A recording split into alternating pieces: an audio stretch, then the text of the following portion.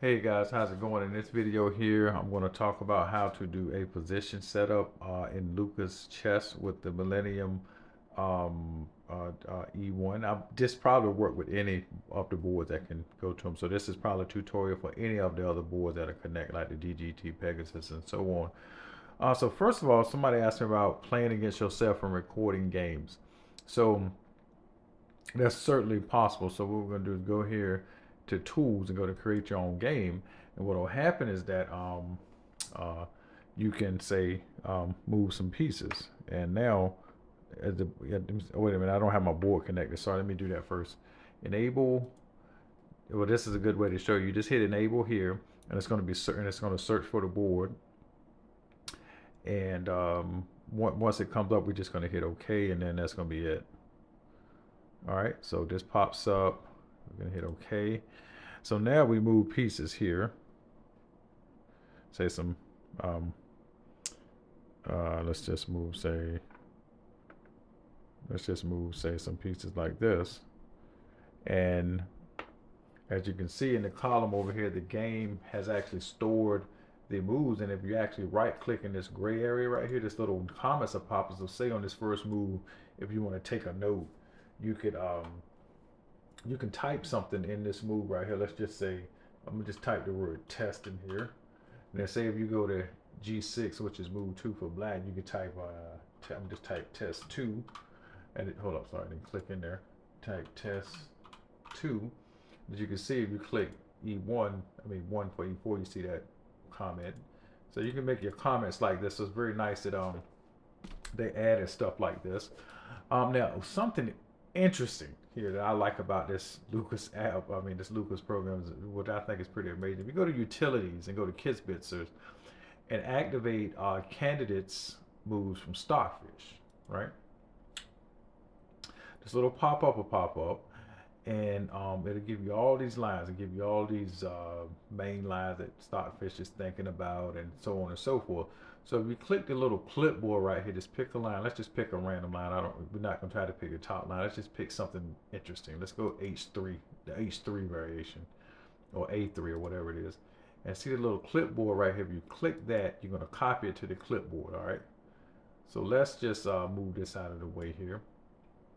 Now, if you hit Control V, go over here on the board here, just click the actual board, and then hit Control V. It'll paste that line in there. And so what this does is it allows you to play um, this game against, say, if you was playing with your friend, y'all could say, okay, let's get a random line from Stockfish and play it out. And then, or you can play it against Stockfish or any other engine you want. So let me show you how this works. So I'm going to spin the board around here. It's going to do all this little things like here, like something's missing on the board, but don't worry about that. I think there's a few quirks with the system. I mean, with the actual program, but it's okay. Okay, let's just set this board up real fast. And right here, get a bishop here. This knight here is gone.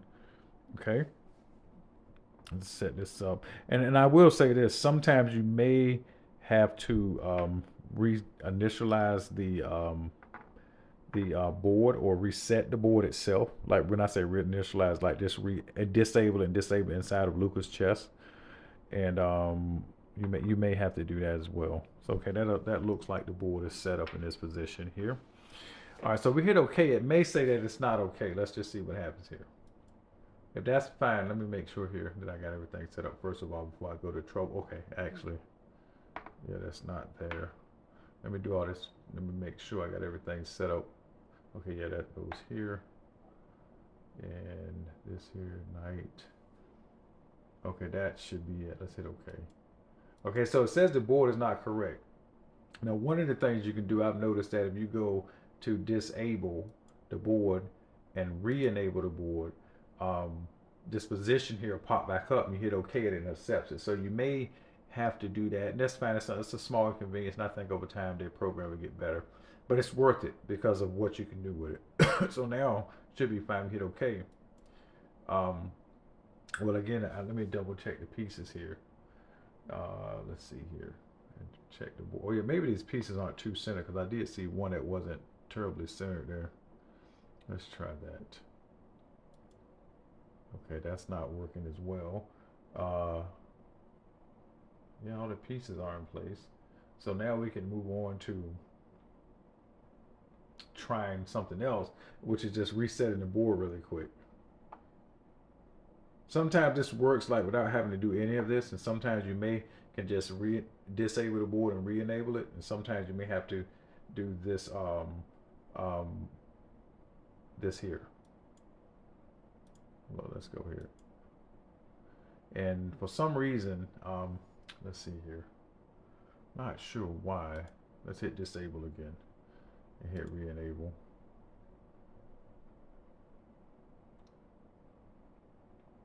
Right now, I guess it's assuming that the pieces are backwards on the board somehow, because it's kind of defaults to spinning the board around somehow when you add that in there. That connections fail. Oh, that's right. When I reset the board, sorry about that. When I reset the board, by default your uh, Bluetooth kicks back on. So let's just do that. So anyway, y'all are kind of seeing some of the things that you may have to deal with this, but it's okay, you know. Let's hit OK now. Okay, so now we're good. So now the board is enabled. Just a little inconvenience, but once you figure out exactly how it works, you can just sort it out and just play.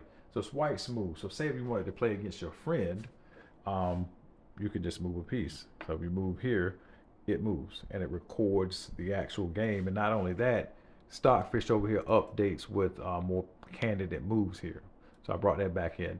You can, by default, this stays on top. You can set this to go to the back as well.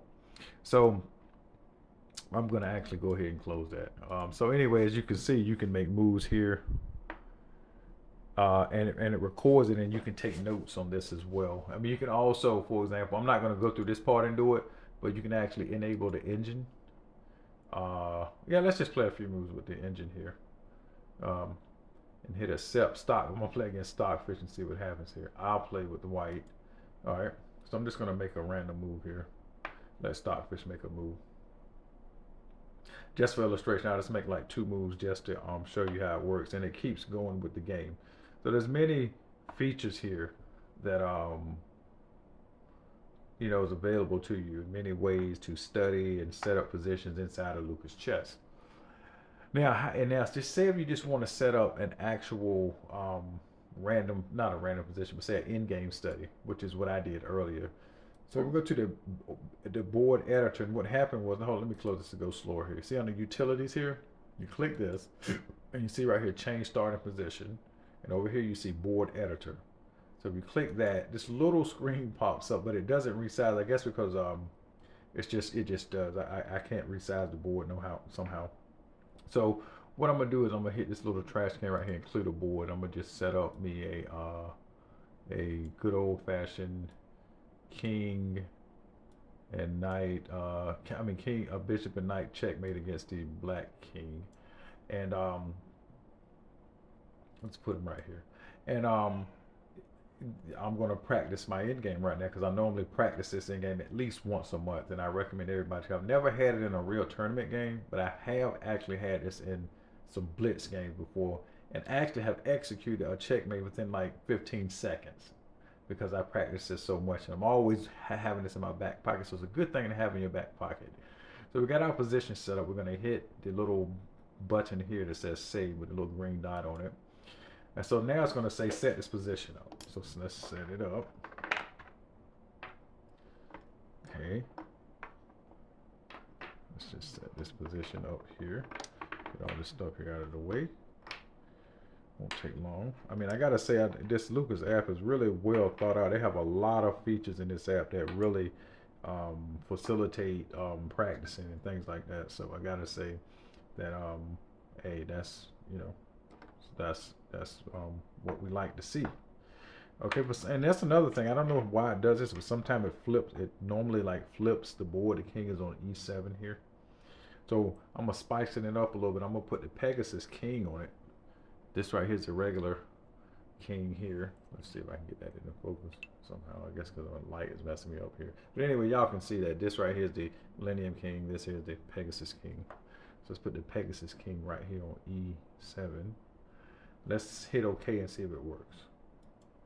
Okay, so it doesn't work. And again, sometimes what you have to do is just disable this, hit enable, and or you may have to reset your board. Sometimes it works. Again, like I said, I don't really know the logic, quote unquote, or algorithm to tell you how to get it to work every single time perfectly. But normally, if you do that, let's see. Okay, it works. See, just like that.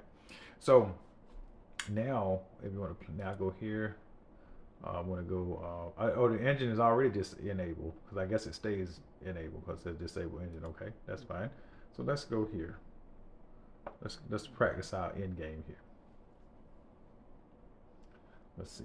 Now, one thing when you're in this mode, for some reason, it seemed like that the I'm gonna step this way. That the lights on the squares kind of stay lit, but that's fine. You know, that's for me. It's not that big of a deal. So some people may not like it,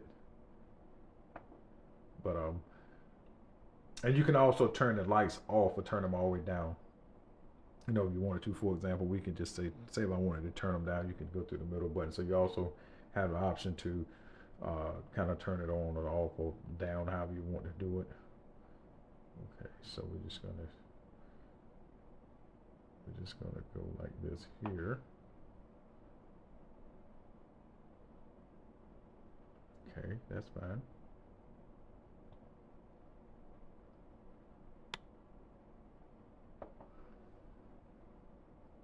I mean, when you had a bishop in game, the best defense is go to the corner, the opposite color of the bishop. That's the best defense. If you go to the corner with the bishop, that's the corner you get mated in. You may accidentally get yourself mated somehow.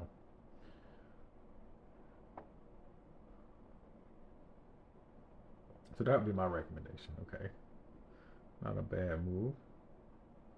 Let's go here.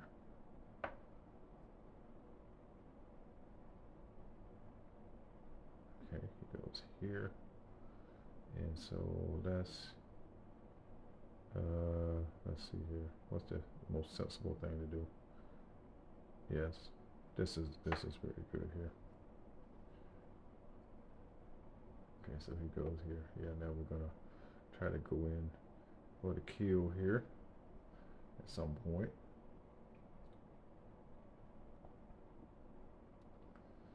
Okay, so now, because if he goes the other way towards this corner here, towards our H1, he actually would help us checkmate him. So again, the best defense is to go to the corner that's opposite the bishop.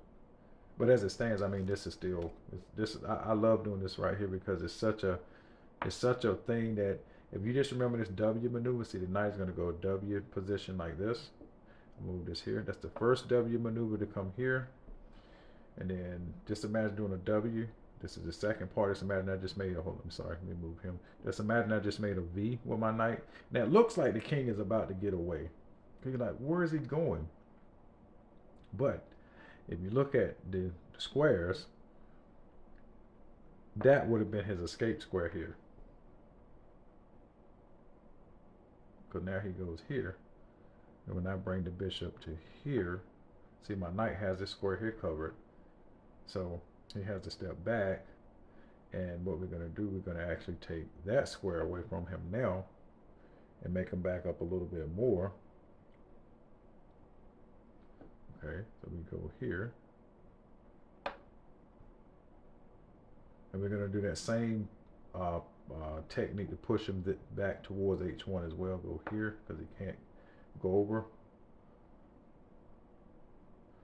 Okay, he goes here. He goes here. See, sometimes they may not allow you to do the full W maneuver because if I go here, the W maneuver will be coming here, but that's if he was bring his king this way. But being that he goes here, you kind of still got the W maneuver. Well, actually you do. I mean, you do got a W maneuver. I miscalculated there. So there you go. That's the W maneuver. The knight actually went in a W. So he has no choice but to come here. Now I go here. Now he goes here. Okay. So now, what I do is, this is the way I do it. I come here like this to take these two squares from, so he has no choice but to go over here to one of these squares. Then I just bring my king here, that's fine. Okay. Now take his little flight square away. He goes here, and you can put your bishop anywhere on this line right now. So you can put it here. That would be fine. Here, here, here. But I like to always go back here because I just like because it's long distance. I guess he goes here. Bring your knight over here for a check, and you bring your bishop to b7 for checkmate, and that's it. So that's how you would play the game. You know, say against a friend and capture the moves. You can also take comments on those moves. You can also derive positions from the engine showing you candidate moves, and you can also say set up in-game positions like this to study on your own. So that said, that's the end of the video. I hope you guys enjoyed it. There's more to come. I'm going to get the Pegasus on this right here on this actual LucasChess. I'm also going to, it's a program called Bear Chess. I think it's supposed to be able to work with this board and all that too. So I'm going to investigate all this stuff. So there's going to be a lot more to come, a lot more for y'all to see. So with that said, you guys take care, and I will see you guys in the next video. Bye.